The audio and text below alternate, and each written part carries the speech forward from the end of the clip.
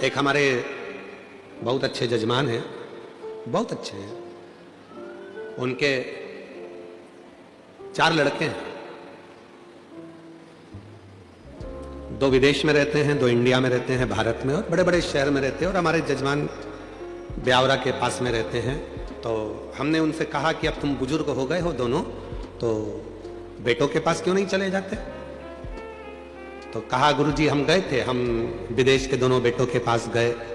हमारा एक बेटा बेंगलोर में रहता है, हम वहां भी गए।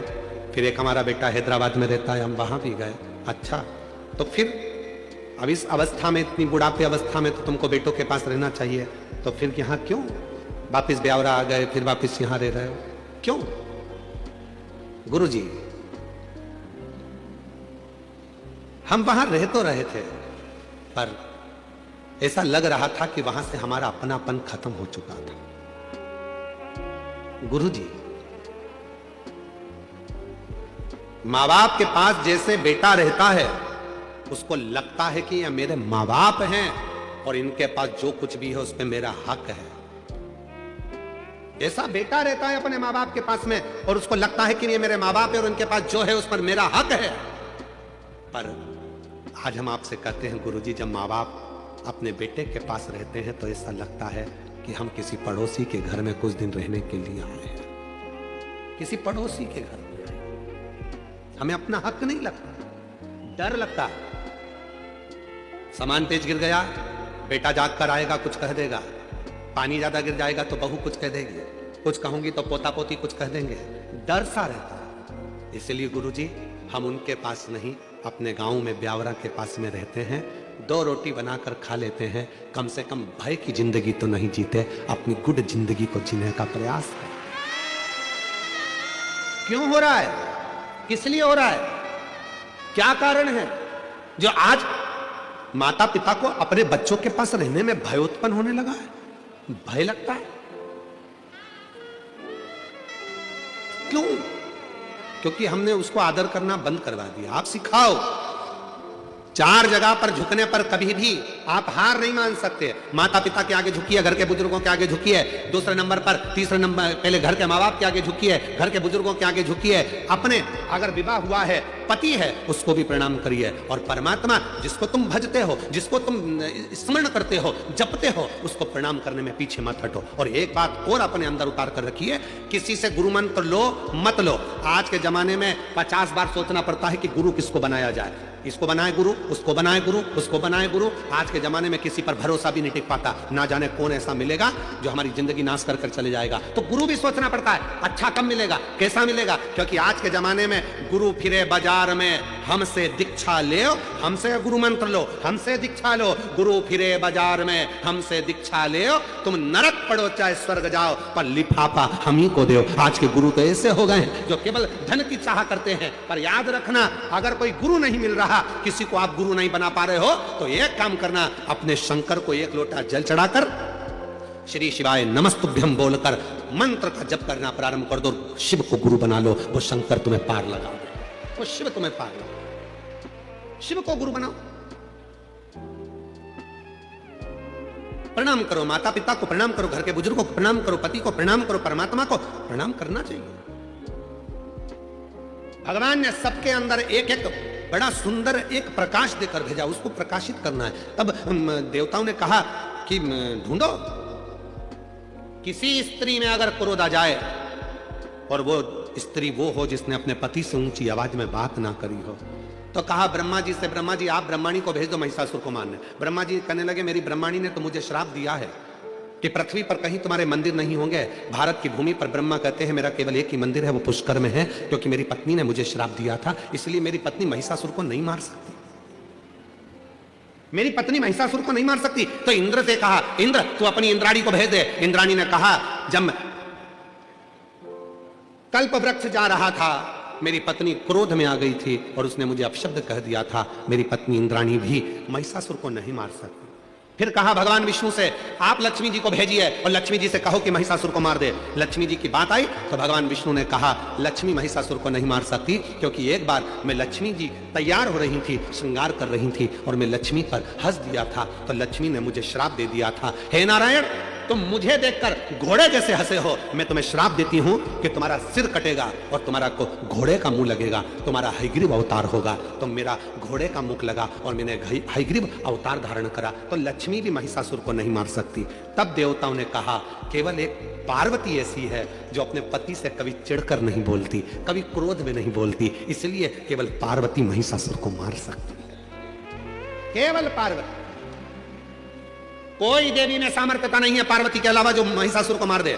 शंकर भगवान बोले मेरी पार्वती को तो गुस्सा ही नहीं आता, जब गुस्सा ही नहीं आता तो मारेगी कैसे? जब गुस्सा आता है तो टूट पड़ती है, क्रोध आएगा तो झगड़ा करेगी ना, इसको तो क्रोध ही नहीं आता। इतने में ब्रह्मा जी ने कहा अब तुम्हें उसको गुस्सा तो दिलाना पड़ेगा। तो भगवान शंकर ने मन में सोचा गुस्सा कैसे दिलाऊं? तो एक बार भगवान शंकर ने कहा मैं प्रयास करके देखता हूं। शिव जी पहुंच गए, पार्वती जी भोजन बनाई, आकड़िया की रोटी बनाई, काकड़िया की साग, और परसे माता पार्वती जी पावे भोलानाथ मन शिव रटोरे, छोड़ दो कपट मन शिव रटोरे, मन शिव रटोरे, छोड़ दो कपट मन शिव रटोरे।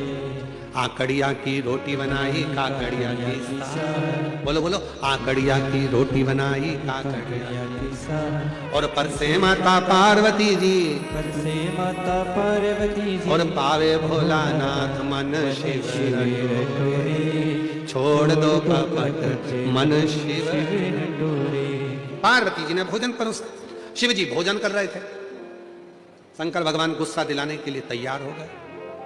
पार्वती तेरा अगला जन्म कितना विचित्र था पार्वती, हे पार्वती कितना विचित्र।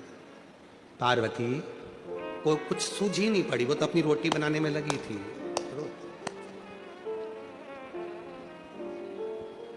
फिर भगवान शिव जी ने कहा पार्वती तेरे पिताजी हिमालय राज के पास में इतना धन था, कन्यादान में एक फूटी कोड़ी नहीं दी तेरे पिताजी ने, तेरे पिता ने एक फूटी कोड़ी नहीं दी। सोचा था शिव जी ने कि पार्वती को गुस्सा आ जाएगा। पार्वती तेरे पिताजी के पास में कितना धन था, गाड़ियां, अलमारियां, वैभव सब था, फिर भी तेरे पिताजी ने कुछ नहीं दिया। पार्वती जी सिर पे पल्लू लेके मुस्कुरा के बोली मेरा पिता तो दे देता, तुम्हारे घर में रखने की जगह है। शंकर भगवान मन में सोचे मैं इसके बाप के ऊपर पहुंचा, ये मेरे बाप के ऊपर पहुंच गई, क्या बोलूं, गुस्सा तो आ ही नहीं रहा। तब शिव जी ने ध्यान लगाकर फिर कहा पार्वती सूखे पत्ते खाते खाते तू एकदम अर्पणा हो गई थी, काली पड़ गई थी, याद है तुझे? मैंने तुझे काली कहा था। इतने में पार्वती जी बोली तुम्हें सोचना चाहिए, इतने समय के बाद मैं थक गई, जब तप कर कर कर काली पड़ गई तब तुम मुझे लेने आए, पहले आ जाते तो मैं काली नहीं पड़ती। शिव जी मन में सोचे गलती मेरी गिना रही है, पर इसको गुस्सा तो आ ही नहीं रहा। शंकर भगवान बाहर गए भोजन करते करते, भगवान विष्णु और ब्रह्मा जी बाहर खड़े थे। उन्होंने हाथ जोड़कर बोला प्रभु कुछ हुआ? शंकर भगवान बोले रत्ती भर भी करंट नहीं आया, रत्ती भर नहीं आया। इतने में भगवान ब्रह्मा और विष्णु ने तुरंत कहा प्रभु आपने क्या क्या बोला? तो कहा मैंने उसके पिताजी के बारे में बोला कि तुम्हारे पिताजी ने कुछ नहीं दिया, तो वो बोली तुम्हारे घर में रखने की जगह नहीं थी, उसके बारे में बोला। तो इतने में भगवान विष्णु ने कहा एक काम करो कि पार्वती का जो अगला जन्म था सती का, उनके पिता के बारे में बोलो, हो सकता है थोड़ी आग लग जाए, हो सकता। जब मायके के बारे में बोला जाता है तभी थोड़ी सी क्रोध आता है। अब शिव जी ने कहना चालू करा पार्वती तेरा अगला जन्म कितना विचित्र था, तेरे पिताजी ने यज्ञ रखा और उस यज्ञ में सबको बुलाया, मुझे नहीं बुलाया, तुझे नहीं बुलाया, तेरा पिता था अपनी बेटी को नहीं बुलाया, और तू पहुंच भी गई तो धक्के मारकर निकाल दिया तेरे पिताजी ने। इतनी देर में पार्वती जी जो आटा उसन रही थी उसको और जम के उसनना चालू करा, और जम के। आज भी आटा उसनने के बाद आटे में 3-4 उंगलियां दबाई जाती है। आप लोग दबाते हो कि नहीं दबाते वो मालूम नहीं, देखा है आप लोगों ने? आटा उसनने के बाद उसमें 3-4 उंगलियों को ऐसे ऐसे दबा दिया जाता है, दबाते उसके अंदर। क्यों दबाते हैं?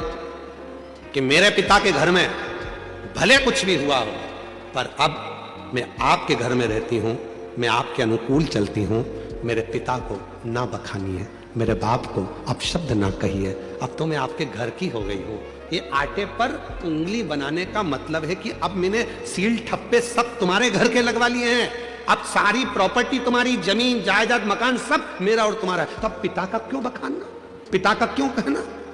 पर शिव जी तो माने नहीं, गुस्सा दिलाना था। आखिरी में शंकर भगवान ने कह दिया, अरे पार्वती आखिरी में तो तुझे जल के भस्म होना ही पड़ा। इतनी देर में पार्वती बर्तन को लेकर मांजने बाहर गई, बर्तन धोने जैसे ही बाहर पहुंची, सामने से महिषासुर आ रहा था।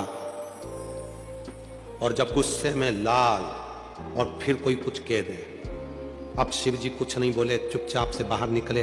भगवान विष्णु और ब्रह्मा जी ने पूछा कुछ हुआ? इतने में भगवान शंकर बोले, मालूम पड़ेगा, कुछ देर खड़े रहो। इतने में सामने से आ रहा था महिषासुर, भैंसे पर बैठा था, आवाज लगाकर कहा, बड़ी सुंदर हो नारी, तुम मेरी बन जाओ। अब तो मां ने खोले केस और भयंकर बर्तन को तो पटका नीचे, और जो देखा महिषासुर को, महिषासुर देखकर बोला, तुम तो क्रोध में और सुंदर लग रही हो। इतने में तुरंत शंकर भगवान ने भगवान विष्णु का हाथ पकड़कर बोला, अब कुछ मत बोलो, घी में, अग्नि में घी डलना चालू हो गया है, और अब अपने को सामने नहीं आना है, ये अकेला निपट जाएगा। अब सामने क्रोध आया मां को, बाल खुले थे मां जगत जननी के, तो माता जगत जननी जगदम्बा ने उसको बांधा, पर क्रोध की अग्नि इतनी तीव्र थी कि केश फिर खुल गए। इसलिए हमने देखा है, जब माताएं लड़ने के लिए जाती है पड़ोसी पड़ोसन के यहां, तो फुल एनर्जी से बोलती, बोल तो जरा, पूरी एनर्जी एकदम।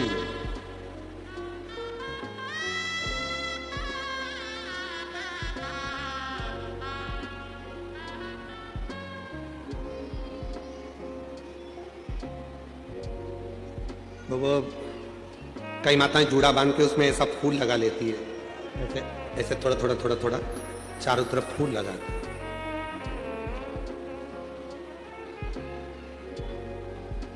चारों तरफ फूल।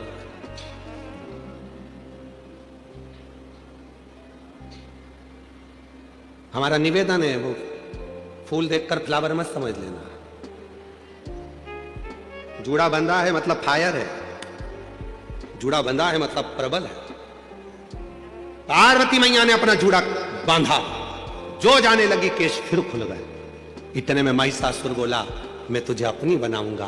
पार्वती जी ने जो जगदम्बा का रूप रखा, ठहाका लगाया, सिंह को बुलाया, भैंसे पर था महिषासुर, मां चढ़ गई सिंह पर। सारे देवता पुकारने लगे मेरी मां को, सारे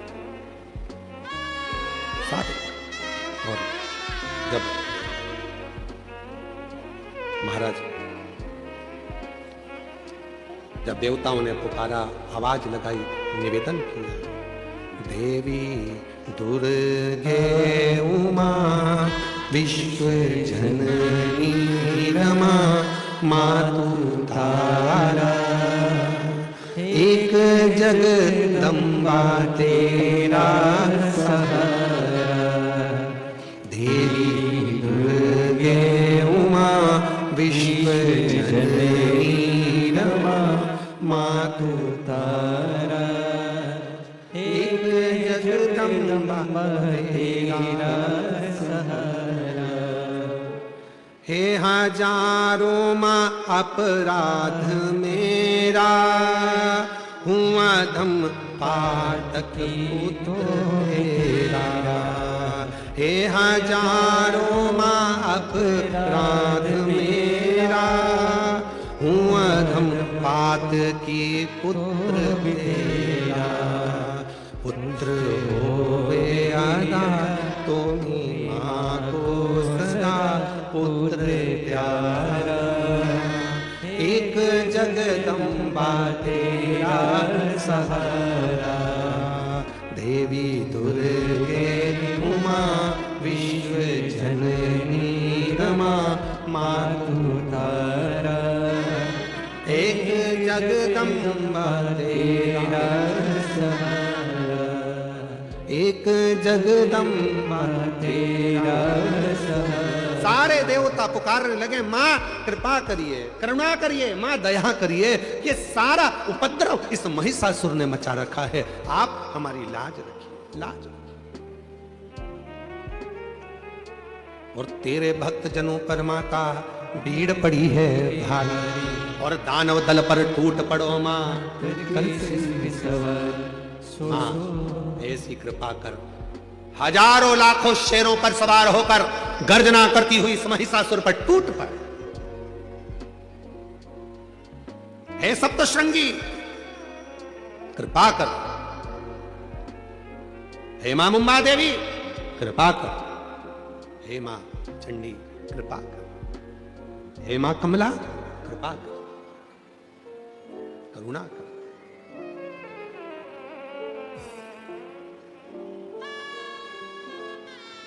मां देवता निहार रहे, मां को क्रोध आएगा, करुणा करेंगे, दया करेंगे, टूट पड़े।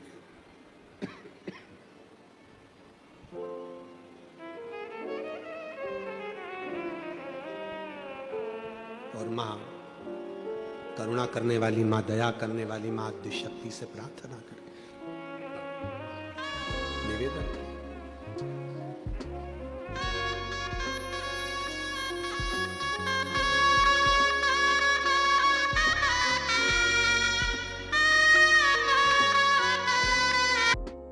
जगह मिले वहां बैठकर बाबा को मन की बात करें। आज कथा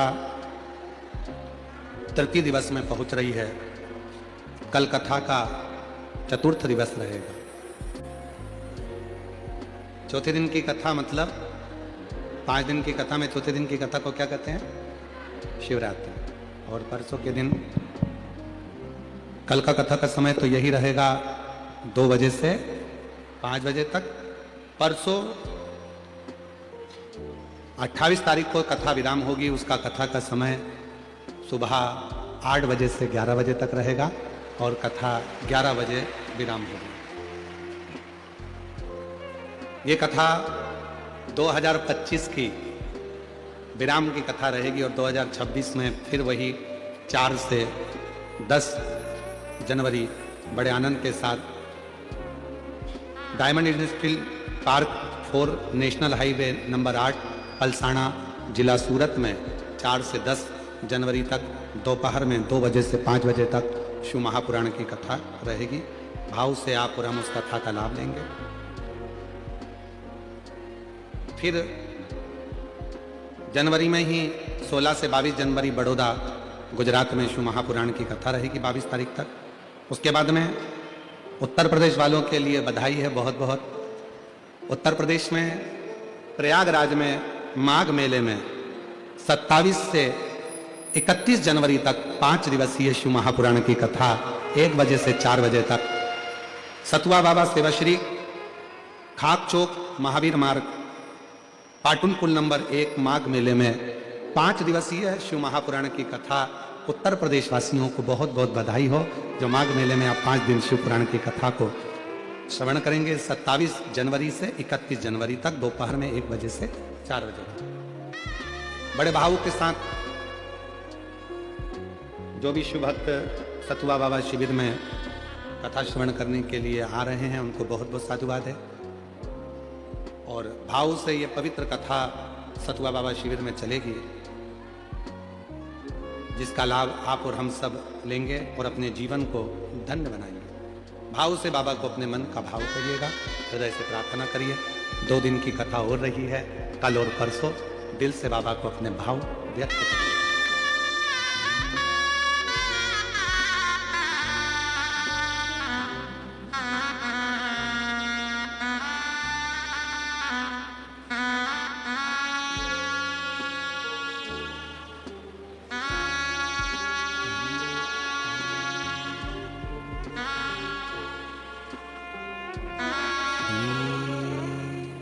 शिवाय नमस्तुभ्यं श्री शिवाय नमस्तुभ्यं श्री शिवाय नमस्तुभ्यं श्री शिवाय नमस्तुभ्यं श्री शिवाय नमस्तुभ्यं भोला सब दुख काटो हमारा।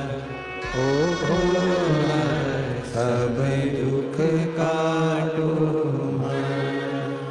शिव शंकर जपो तेरी माला, भोले बाबा जपो तेरी माला।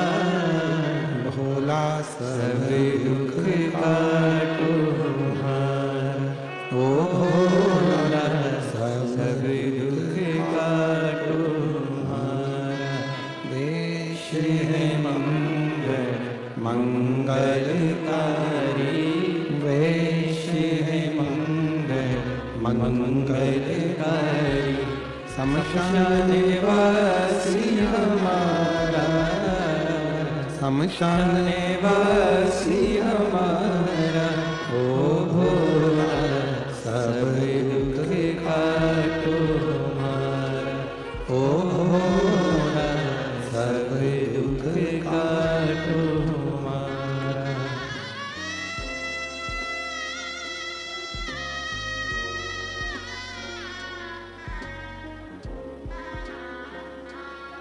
बाबा देवाधिदेव महादेव।